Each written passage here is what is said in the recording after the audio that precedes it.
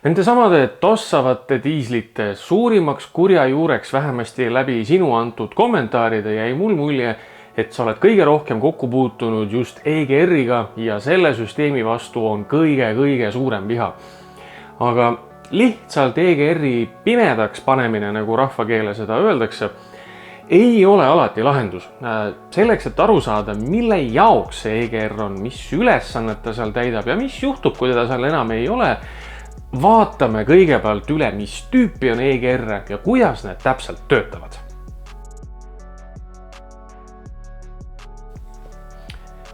Selleks, et aru saada, kuidas EGR-süsteem sinu automootori tööd hoopistükkis negatiivses suunas mõjutab, kuigi see loodi ju tegelikult kõike asja parandama, vaatame kõigepealt üle EGR-ide põhitüübid. Neid on laias laastus 3. Loomulikult on igasuguseid erisusi, täiustusi, aga üldiselt, ütleme niimoodi tinglikult, võime öelda, et meil on 3 põlvkonda EGR. Esimene põlvkond, kõige levinum, kõige tänaseks ka ilmselt kõige lihtsam variant on see, kui meil on lihtsalt väljalaske ja sisselaske vahel on toru, milles on klapp tihti koos jahutiga, mis siis lihtsalt laseb või ei lase mingi portsu heitegaase tagasi sisselaske poolele. Teine põlvkond on selline, kus on kõik visuaalselt uskumatult sarnane, ainult et heitgaaside alguspunkt ei ole väljalaske kollektori peal, kus ta saab tuli kuuma tahmast gaasi, vaid on peale tahmafiltrit ning sealt juba saadakse puhastatud gaasid. Sellel süsteemil on üks oluline miinus ja see on see, et rõhk, gaasirõhk peale tahmafiltrit on niivõrd väikene, et see gaasid ei taha eriti vabatahtlikult sinna sisselaske poole lennata ning tüüpiliselt sellisel puhul juhitakse heitegaasid mitte nüüd otse sisselaske kollektori peale, vaid tavaliselt turbo ette, kus ta siis sõna otseses mõttes imeb need gaasid omale sisse ning vahel ei ole isegi kasutatud eraldi jahutit, vaid loodetakse lihtsalt keskmisest suuremale interkuulerile, mis teeb selle ülesande siis 2 peale kokku ära. Ning kolmandaks on sisemine EGR. See on väga huvitav süsteem selles mõttes, et sul ei ole ei EGR klappi, ei EGR jahutit, ei EGR torusid, andureid, mitte midagi, vaid mootori nukkvõllid on disainitud sellise kujuga, et silindrid ennast sõna otseses mõttes tühjaks ei hingagi ning sellisel puhul puudub vajadus neid heitgaase tsirkuleerida, kuna nad on juba silindris olemas, kuhu neid ka algselt taheti. Sellel kolmandal süsteemil on ka muidugi omad miinused. Üks on see, et meil jääb väga palju tahma jääb silindrisse. Ta ei käi mingisuguses välises süsteemis puhastuses või teda ei saa isegi kittida kuhugi torudele, mis meile nii hullusti meeldib, vaid kõik jääb silindrisse, mis on paha uudis kolvirõngastele ja ka mootori õlile, kuna ta mustub tänu sellele märgatavalt kiiremini ning ka mootori maksimumvõimsus ei ole sellisel juhul väga hea. Volkswagen näiteks lahendas selle küsimuse nii, et nad kasutavad ka sisemist EGR-i süsteemi, kus siis nukkvõllid hoitakse sellises kitsas faasis, et mootor ei hinga ennast tühjaks. Aga nad kasutavad muutuvat ajastust, ehk siis kui juht tellib mootorilt maksimumvõimsuse, siis need nukkvõllid lähevad ikkagi sellisesse asendisse, kus mootor ennast päriselt ka tühjaks hingab ning siis töödeldakse neid gaase juba välispidiselt. Ja nüüd loogiline küsimus. Hea küll, on 3 põhilist EGR-i tüüpi, aga miks oli vaja neid siis niimoodi edasi arendada, mis vahet seal siis on, et kui on vaja seda gaasi mootorisse rohkem lasta, paneme siis jämedama toru ja saame ju oma tulemuse kätte. Ja, nii võiks tõesti mõelda ja küsimus on üsna loogiline. Teema on aga selles, et kui EGR-i süsteemid hakkasid tulema ning saasteühik, mille vastu nad võitlevad, hakkas muutuma ka järjest tähtsamaks selles plaanis, et selle vastu oli vaja rohkem võidelda, siis ei jäänud autotootjatel muud üle, kui EGR tsüklit iseennast muuta. Mis tähendab seda, et EGR ei ole enam tänastel mootoritel ainult siis ütleme tühikäigust kuni väga väikeste koormusteni.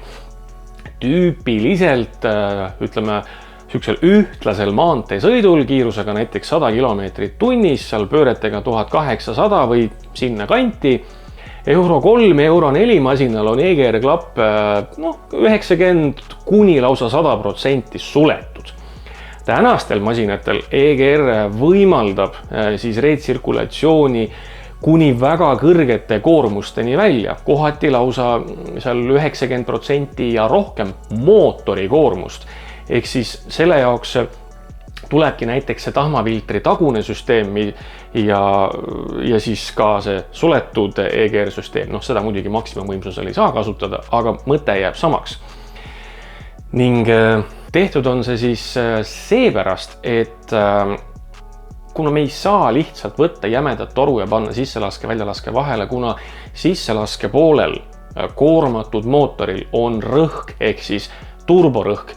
Ja kui me nüüd teeksime lahti sõna otseses mõttes värava sissepääsu ja väljapääsu vahele, siis see turborõhk lendaks meil rõõmsalt korstnasse minema ja mitte mingit positiivset efekti ei ole. Seepärast tuligi leida uus lahendus, kuidas EGR gaase ära kasutada ka siis, kui mootor on juba tugeva koormuse all. Ning tänastel mootoritel ongi, näiteks kui sa kas või diagnostikaseadmega vaatad, siis on high pressure EGR ja low pressure EGR ehk siis vastavalt kõrgrõhu ja madalrõhu EGR-id.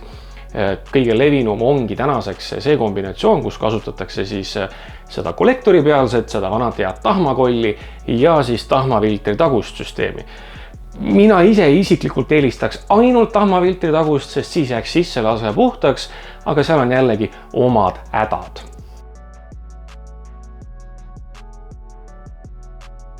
Paneme EGR-i kinni ja mured lahendatud. Ametlikult, nagu sa võid aru saada, ma ei saa sul seda asja soovitada, kuigi täiesti puhtalt faktiliselt tõepoolest vastab tõele, kui EGR-süsteem sulgeda, siis enam sisselaskesse seda vastikut tahma ei tule. Küll aga tuleb siin arvesse võtta väga mitme agaga. Ütleme vanad mootorid, Euro 2, 3, 4 isegi, seal ei ole olulist vahet, kas see EGR-süsteem töötab või mitte mootori sisemiste protsesside seisukohast, saastest ma ei räägi, sest et vahet ei ole, kas sa võtad Euro 3 või Euro 6, kui sa paned EGR-i kinni, heitegaaside lõhn muutub oluliselt ebameeldivamaks. EGR küll reostab meie mootorid seestpoolt, aga samal ajal gaasilõhnale ta mõjub üsnagi positiivselt. Aga see kinnipaneku lugu. Märkasin kommentaarides, et väga paljud on öelnud, et nad on selle süsteemi kinni pannud ja mure murtud.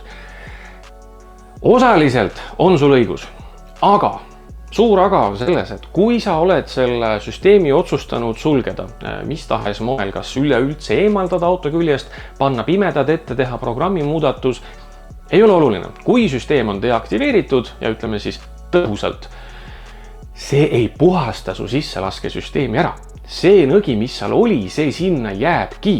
Võt kui su sisselaskesüsteem enne eemaldamist nägi välja umbes selline, siis sa tegid ta puhtaks ja ta näeb välja sul nüüd selline. Vot nüüd on küll see hetk, kus sa võid EGR-i kinni panna ja täie kindlusega nagu öelda endale, et minu autol õhusüsteem enam ei reostu.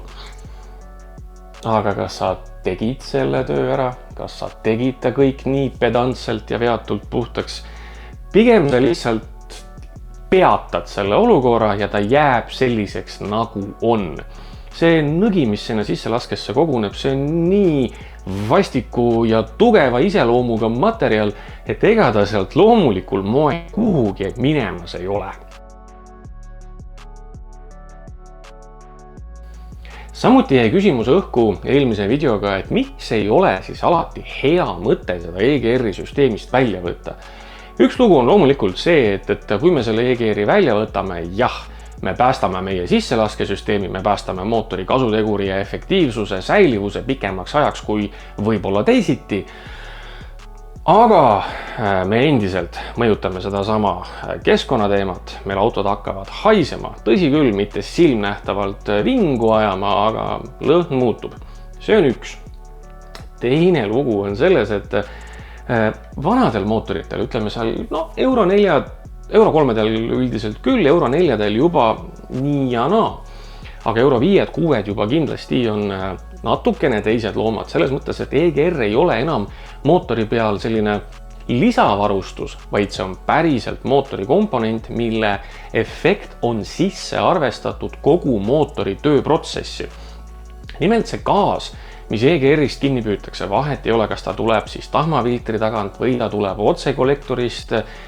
ei ole selles mõttes oluline, või ta on see 3. generatsiooni oma ja ta on lihtsalt salvestatud silindrisse.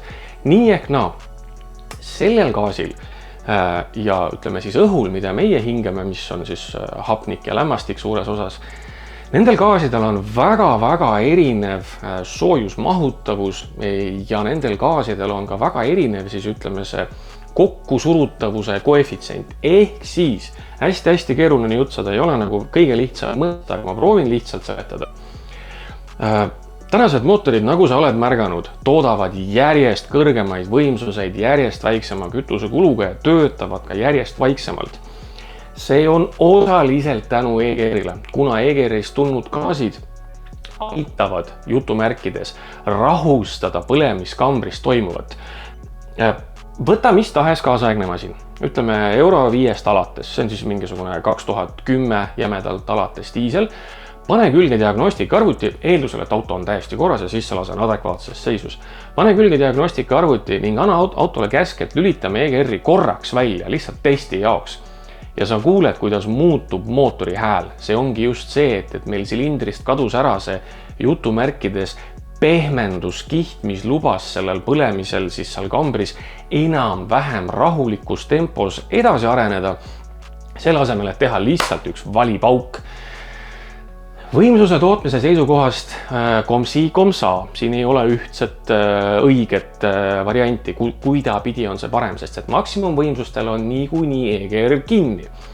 Küll aga ei saa seda võtta nagu ühtsa puhta tõena. Vanadel mootoritel see ei ole niivõrd mõjutav, kuivõrd uutel, millel on palju agressiivsem süütegraafik, palju kiiremad pihustid, hoopis teissugune kolvi kiirus on mootoris, kuigi sa pöörete järgi võid vaadata, et kõik on ju sama. Ei ole, see on väga-väga peene mehaanika, ärme sinna täna liiga palju süveneme. Ehk siis, kui sa oled võtnud otsuse, et EGR-süsteem auto pealt ära kaotada ja sul on mingisugune juba näiteks Euro 6 diisel ja kui sinu tuunikumees ütleb, et ta lihtsalt programmeerib selle klapi alati suletud asendisse ning eemaldab veakoodi, mis tüüpiliselt on P0401 ebapiisav gaasivoolavus, siis tegelikult ei ole see EGR eemaldatud õigesti. Ma ei hakka ka siin rääkima, mida tuleks selle moodsa mootoriga teha, et EGR niimoodi ära programmeerida, et ta ei mõjutaks mootori tööd negatiivses suunas. See on hoopis teine valdkond. Ja võtame veel ühe boonuskategooria. Loomulikult tuuning. Väga palju levib arvamust, et must rõve paks köis, mis autotorust välja lendab, on jõujälg. Ei ole. Ei ole. Ja ma tean, et kui sa oma vanal kaheklapisel mehaanilise pumbaga diislil sõna otseses mõttes peale keerad ja angerjas torust välja lendab, see auto muutub tõepoolest kiiremaks, ehk siis võime öelda, et võimsus tõusis. Selles on vaid kõige väiksem grammike tõde üldse. Kui diiselmootorist lendab välja meil musta suitsu, see tähendab seda, et me uputasime selle mootori kütusega üle. See võib tähendada väga mitut asja, see võib olla seotud põlemiskambri kujuga, see võib olla seotud pihustite tõhususega, kompressiooniga, interkuuleri tõhususega ja nii edasi ja nii edasi. Siin on miljon parameetrit. Aga mis see must suits tekib, on see, kui diiselkütust kuumutada teatud temperatuurini, mis on sisuliselt põlemistemperatuur, aga talle mitte anda vajalikku hapnikku, siis ta ei suuda põleda ja ta muutub sõna otseses mõttes kivisüeks.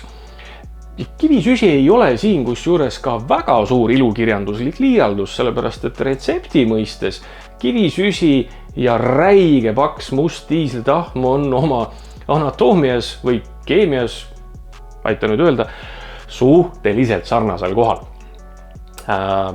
Ja see toob kaasa nii palju negatiivseid asju. Esiteks meil põlemiskambri sisemised temperatuurid panevad nagu rakett taevasse ülesse. Me hävitame turbokompressorit, me toodame lisatahma, mis ka mootorit seest poolt reostab, ehk siis me ummistame kolvirõngaid, me määrime mootori õlitahmaga ära ja nii edasi ja nii edasi. Ning vaata näiteks professionaalselt ehitatud diisel võidusõiduautosid. No see on natukene jabur kategooria, aga see on tõesti olemas. Isegi kui me võtame need suured Ameerika monstrum kastikad, mis veavad sellel, ma isegi ei tea, mis selle võistluse nimi on, aga see on see, kus tuleb aagis järgi, kus on räigelt suur kaalupomm, mis jookseb maasse kinni ja siis on juhil aega mingisugused 10 sekundit seda rasket käru tõmmata, kuni see käru lihtsalt armutult maasse kinni jääb. Siis vaata hoolega, seal on kõige levinumad on loomulikult 6,2 Detroiti diislid, Cumminsi diislid, millest aetakse välja 2000 hobujõudu, 2500, isegi on 3000 olemas. Turbokompressorid on suuremad kui kõrvitsad ja neid on seal tükki mitu. 2 on tavaline, tehakse ka 3-ga. Siis stardi hetkel, kuni see masin alles sõna otseses mõttes pöördeid kogub, no siis käib sihuke must taevasse, et seda on rõve vaadata. Aga siin on ka natukene show elementi. Aga nüüd, kui see mootor oma vile lõpuks üles tõmbab, ehk siis turbod on saavutanud oma normaalse siis töökiiruse ja läheb päriselt tõmbeks, siis see suits vaata, et kaob äragi sealt. Teine näide, kus ma võin öelda, et professionaalselt tehtud võimsad diislid ei suitse, on Le Mans. Audi sõitis diislitega Le Mansis üsna mitu aastat ilma tahmafiltriteta, seda nõuet veel ei olnud. Ja ainuke hetk, kus oli mingit tumedat näha, oli siis, kui see masin läks peale boksi pausi paigalt. Ja see ei olnud ka selline diesel power või TDI power või M-power, mis iganes meeldib diislipoistele öelda. See ei olnud selline köis ja ometi see mootor andis välja üsna mitusada hobujõudu ja ta suutis täisgaasiga sõita 24 tundi järjest, mis tähendab seda, et kõik põlemistemperatuurid ja asjad olid optimaalselt valitud. Diisleid saab tuunida ja diislite tuuning on maru äge tegevus, aga kui sa lased angerja torust välja, siis on midagi läinud valesti. Sain jälle hunniku infot sulle edasi anda. Loodan, et leidsid selle kuulamise. Jah, ma ütlen kuulamise, sest et ma olen aru saanud, et 80-85% minu videodest kuulatakse läbi ja mul on sellega täiesti okei. Kuula terviseks. Mina tänan, Eduard minu nimi ja me näeme peagi.